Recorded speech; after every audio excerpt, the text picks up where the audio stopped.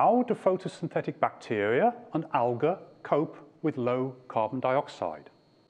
In my last videos, I explained that there is a problem in photosynthesis because rubisco, that is the protein that uses carbon dioxide, also reacts with oxygen. And this, in a side reaction, leads to a side product which has to be recycled, and there's a lot of waste of energy in doing that. So, how could you help rubisco? Well, in principle, what you could do is put a box around rubisco and pump carbon dioxide. Just pump carbon dioxide in,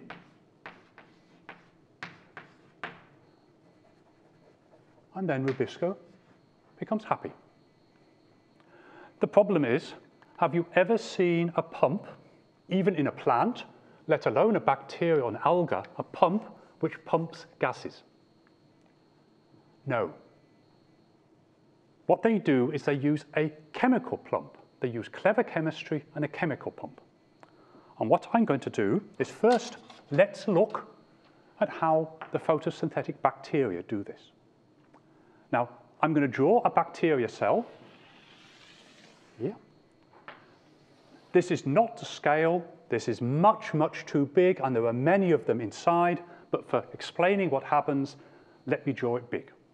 So they have this pump. They have this box. This box is made out of proteins, special proteins which just hold rubisco in. They have, on the outside of their cell, they have a pump for bicarbonate.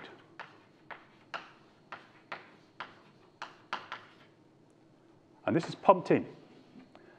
Then we have this box. This is called a carboxysome. And inside the box, the bicarbonate goes in and is then turned into CO2. It's released CO2. Bicarbonate is baking powder. And you know what happens if you drop lemon on baking powder solution. CO2 comes out. So they release the CO2 and rubisco is happy. So that's how the photosynthetic bacteria do it. What about the algae? The algae have a similar kind of trick. They have a microstructure, which is called a pyrenoid. We know a lot about how the carboxysomes are made, what are the proteins in the box. We know much, much less about the pyrenoids, how they're made, and this is one of the topics which we are researching in my group, together with many other labs in the world, is to try to understand how the pyrenoids are formed. What is the box? What are the tricks? Now, in the end, why is this important? Why is anybody interested in what photosynthetic bacteria and algae do? The answer is that photosynthetic bacteria, and especially algae, are responsible for about half of the photosynthesis in the world, on the globe.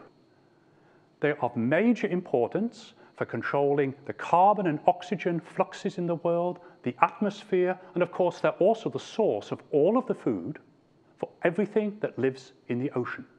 So it's important to understand more about how these bacteria and algae carry out photosynthesis.